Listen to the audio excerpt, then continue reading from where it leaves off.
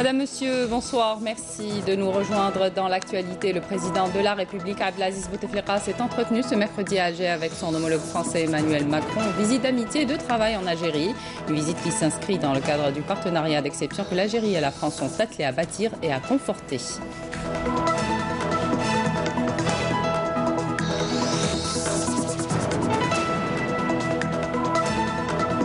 Le président français Emmanuel Macron a eu des entretiens avec le Premier ministre Ahmed Yahya ainsi qu'avec le vice-ministre de la Défense nationale, chef d'état-major de l'Armée nationale populaire, le général de corps d'armée Ahmed Gaïd Salah.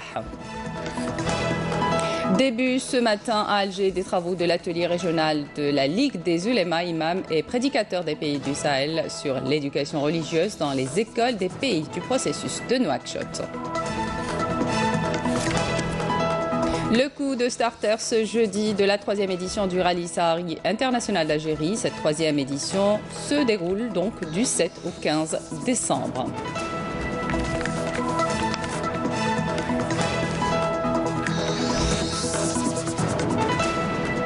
Bienvenue à tous. Le président de la République, Abdelaziz Bouteflika, s'est entretenu ce mercredi à Alger avec son homologue français, Emmanuel Macron, en visite d'amitié et de travail en Algérie. L'entretien a eu lieu en présence du président du Conseil de la Nation, Abdelkader Ben Salah, du Premier ministre Ahmed Yahya, du général de corps d'armée Ahmed Gaïd Salah, vice-ministre de la Défense nationale, chef d'état-major de l'Armée nationale populaire, du ministre des Affaires étrangères, Abdelkader Msahel, et du ministre des Finances, Abderrahmane Raouia. La visite de Macron qui s'inscrit dans le cadre du partenariat d'exception que l'Algérie et la France sont attelées à bâtir et à conforter constitue une occasion pour les deux pays d'explorer de nouvelles voies pour renforcer leur coopération et leur partenariat et procéder à une concertation sur les questions régionales et internationales d'intérêt commun. Le président français Emmanuel Macron, en visite d'amitié et de travail en Algérie, a reçu ce mercredi à Alger le Premier ministre Ahmed Yahya. Les entretiens ont eu lieu en présence du ministre des Affaires étrangères Abdelkader Msahel et du ministre des Finances Abderrahmane Raouia.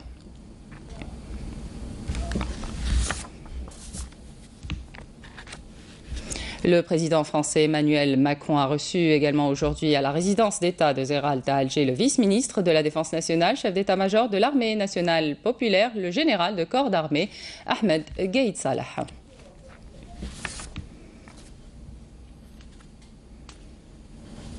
Le président français Emmanuel Macron s'est recueilli ce matin au sanctuaire du martyr à Alger à la mémoire des Chouhada de la glorieuse guerre de libération nationale. Accompagné du président du Conseil de la Nation, Abdelkader Ben Salah, et du ministre des Affaires étrangères, Abdelkader Msahel, le président français a déposé une gerbe de fleurs devant la stèle commémorative des martyrs de la Révolution nationale et observé une minute de silence à leur mémoire.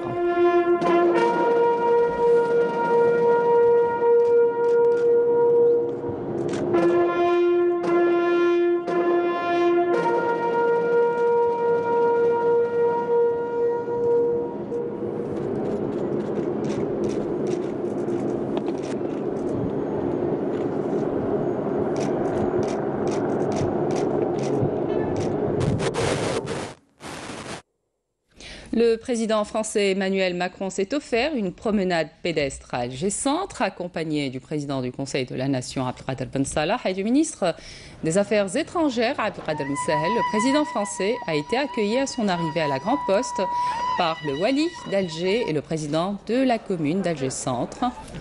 Lors de cette promenade, le chef de l'État français a emprunté la rue Al-Arbi Ben Mehdi, où il a serré la main et échangé des propos avec des citoyens attablés sur des terrasses de café ou se trouvant sur les trottoirs de la rue avant de se diriger vers la place de l'émirat Abdelkader, un des grands symboles de la résistance algérienne contre l'occupation française. Le président français a achevé sa promenade en se rendant à la librairie du Tiers-Monde.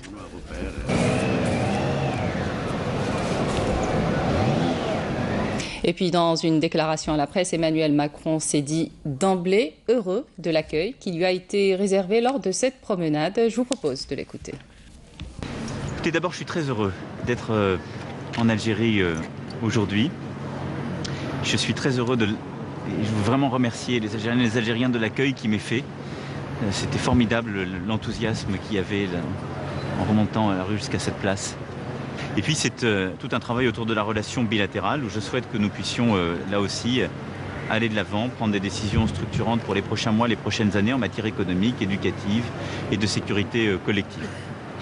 Mais voilà, c'est une page d'avenir. Se retrouver dans cette place hautement symbolique avec vous, avec mes amis algériens, c'est pour moi très fort.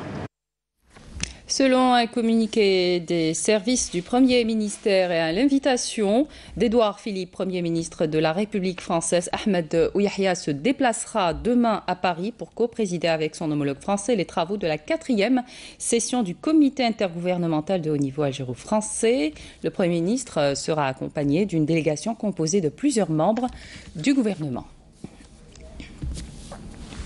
La ministre de l'Environnement et des Énergies renouvelables, Fatma Zahra Zerouati, a présenté à Nairobi l'expérience algérienne en matière de lutte contre la pollution en vue d'atteindre les objectifs de développement durable. C'était lors d'une réunion de haut niveau en présence des chefs d'État et de gouvernement dans le cadre de la 3e session de l'Assemblée de l'ONU pour l'environnement. Début ce matin à Alger des travaux de l'atelier régional de la Ligue des oulémas, imams et prédicateurs des pays du Sahel sur l'éducation religieuse dans les écoles des pays du processus de Nouakchott, un atelier qui constitue un espace d'échange, d'expertise et de bonnes pratiques dans ce domaine. Abdelmajid Pankassi.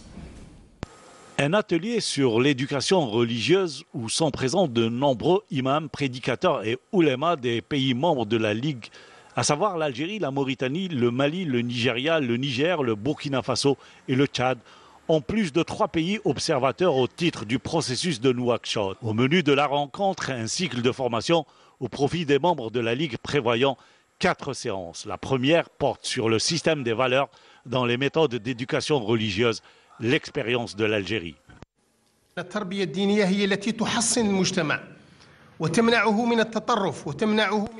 L'éducation religieuse est là pour prémunir la société contre la violence et l'extrémisme. L'éducation, à travers les 3 cycles, le primaire, le moyen et le lycée, reste l'espace qui forme la personne, qui accepte l'autre et lui inculque les grandes valeurs morales.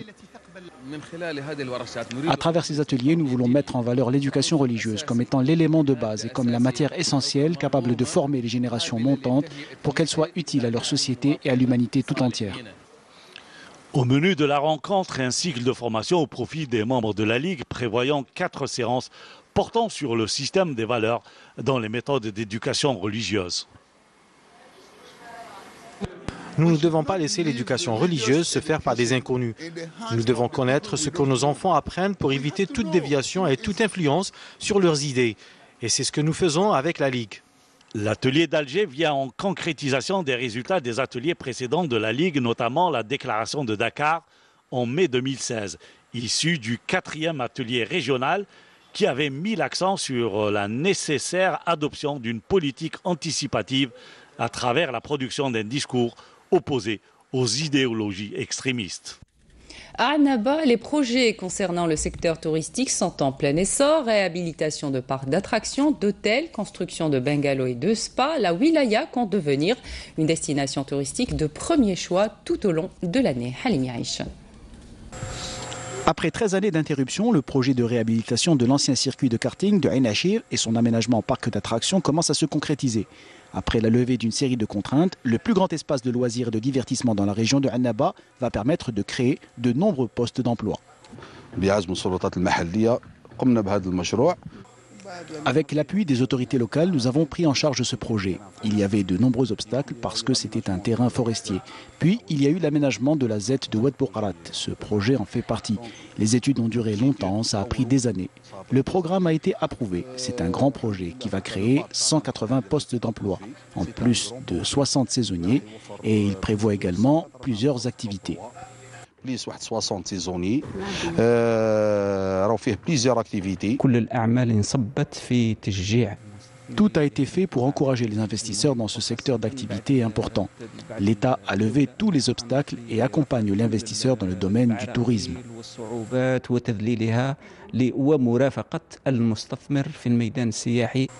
Les pouvoirs publics encouragent fortement les projets touristiques à Annaba et ses environs. Plus de 60 nouveaux projets ont été enregistrés, dont ce village touristique dans la commune de Shtaibi. Ce projet est constitué de 220 cabanons. 120 sont en cours de réalisation avec un taux de réalisation de 40%. Il y a également 2 piscines et des jeux aquatiques. Nous avons d'autres projets pour le tourisme de montagne et pour le tourisme balnéaire.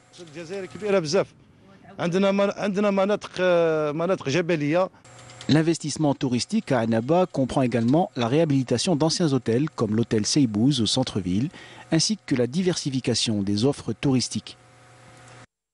Le centre de spa sera le centre le plus grand en Algérie. Dans le cadre de la diversification du produit touristique. Donc, pour un hôtel, il n'y a pas que les chambres et la restauration. Ces produits touristiques diversifiés feront de Annaba une destination phare tout au long de l'année. L'investissement est algérien à 100%. D'après le concept proposé, le tourisme à Annaba se fera tout au long de l'année. On dit que Annaba est une destination pour l'été seulement, mais en fait, on peut y développer plusieurs types de tourisme. Avec toutes ces qualités, Annaba la Coquette est une destination touristique par excellence. Une cérémonie en hommage aux Moudjahed et membres du groupe historique des vins de Abdelkader Lamoudi a été organisée par le Parti du Front de Libération Nationale en son nouveau siège à Haïdra, en présence du président de l'Assemblée populaire nationale Saïd Bouhadja, de Moudjahidine et de représentants de la société civile. Au plan sécuritaire, 3 terroristes se sont rendus ce mercredi aux autorités sécuritaires. Il s'agit de M. Lakhal, qui était en possession d'un pistolet mitrailleur de type Kalachnikov, de 4 chargeurs, de 2 grenades et d'une quantité de munitions. Le terroriste avait rallié les groupes terroristes en 2012. Il s'est rendu aux autorités sécuritaires d'Adrar. 2 autres terroristes se sont rendus ce matin aux autorités militaires à Tamanrasset. Il s'agit de T.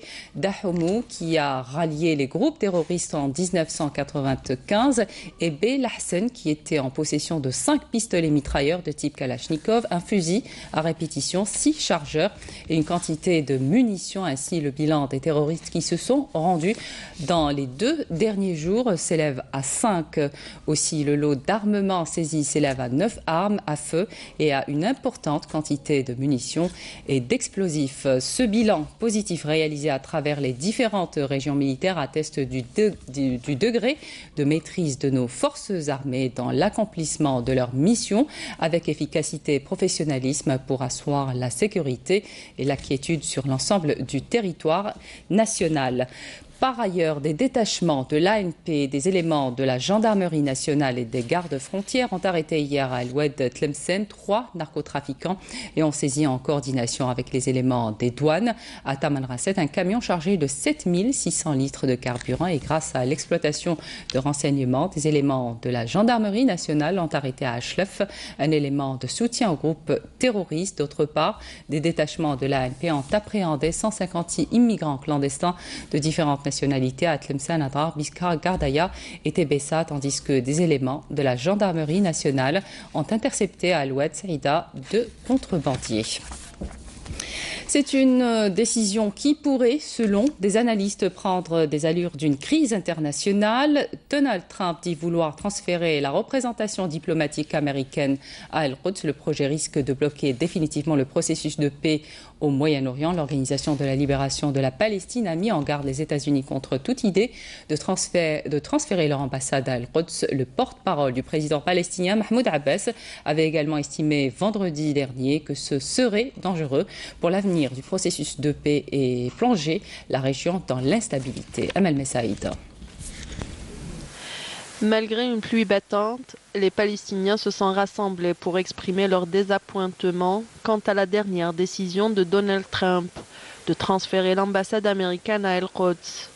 Ils étaient nombreux, d'horizons différents et de tendances politiques différentes, à exprimer un refus catégorique et à mettre en garde contre les conséquences de ce genre de décision.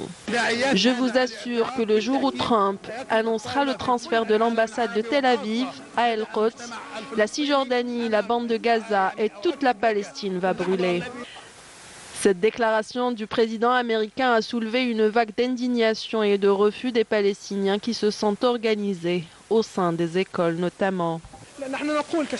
Nous, en tant qu'étudiants et Palestiniens avec tous nos courants politiques, nous nous déclarons contre cette décision qui vient à l'encontre de la question palestinienne et du peuple palestinien. Nous refusons catégoriquement cette décision et nous allons manifester jusqu'à ce qu'ils reviennent sur leur décision et El-Quds redevienne la capitale de la Palestine. À travers ces manifestations de colère, les Palestiniens appellent la communauté internationale à réagir. Le message du Fatah est très clair et il dit que El-Quds est la capitale de la Palestine et El-Quds est le trait rouge qu'il ne faut pas franchir. El-Quds est la clé de la guerre ou de la paix dans la région. Le coup de starter ce jeudi de la 3e édition du Rallye Sahari International d'Algérie. Cette 3e édition se déroule donc du 7 au 15 décembre et donc la première étape se disputera entre Oran et Naama sur une distance globale d'environ 507 km. Certains pilotes sont déjà arrivés. Voici la batiche. Quelques heures seulement nous séparent de la 3e édition du Sahari Rallye Algérie. Le tiers des participants ainsi que la presse locale, télévision, radio et presse écrite se sont regroupés ce matin au Oran et plus précisément au complexe touristique Les Andalouses en attendant l'arrivée des autres. La matinée d'aujourd'hui a été consacrée tout d'abord par un point de presse pour informer les journalistes présents du programme et des détails du rallye. Le travail des officiels a commencé, le travail des pilotes a commencé. Vous avez vu également les pilotes et les copilotes avec leurs mécaniciens en train de faire les dernières retouches. Le bateau qui doit ramener les concurrents étrangers doit arriver aux environs de 19h au port d'Oran et ils viendront ici même au complexe des Andalouses pour un travail qui va être lent et qui va s'effectuer sur toute la nuit. C'était aussi l'occasion aux participants d'effectuer le rituel contrôle administratif, technique et médical. Votre signature s'il vous plaît. Et ici c'est le volet médical. Donc s'il y a, par exemple, on a eu des pilotes qui ont des problèmes de tension artérielle. Donc c'est mentionné. C'est des fiches donc, qui sont au top secret. Quand on reçoit, nous, les alertes, ça permet de rappeler et d'envoyer une équipe médicale sur place, voir l'hélico si c'est le plus grave. Ou si c'est une alerte mécanique, ça permet de contacter la voiture la plus proche de l'organisation pour voir ce que c'est, ou éventuellement il va attendre la voiture balai. Plus de 45 pilotes algériens prendront part à ce rallye dans plusieurs spécialités, l'occasion pour eux d'effectuer le maximum de courses afin de participer à d'autres challenges Sahari international. اللي غالي اللي رانا نديرو فيهم الجزائر ومشكوره وزاره الشباب والرياضه عليها المجهودات اللي تبذل فيها المينيستير بوكو بليس حنا رانا دايرينها بوكو بليس اونترينمون باش نوالفوا على لي غالي اللي في ليفل عالي بزاف. La grande partie des pilotes arrivera ce soir sur le port d'Oran pour prendre le départ demain matin très tôt vers la grande aventure du sud-ouest. Le rappel de l'essentiel de l'actualité avant de vous quitter. Le président de la République, Abdelaziz Bouteflika, s'est entretenu ce mercredi à Alger avec son homologue français Emmanuel Macron en visite d'amitié et de travail en Algérie. Une visite qui s'inscrit dans le cadre du partenariat d'exception que l'Algérie et la France sont attelés à bâtir et à conforter.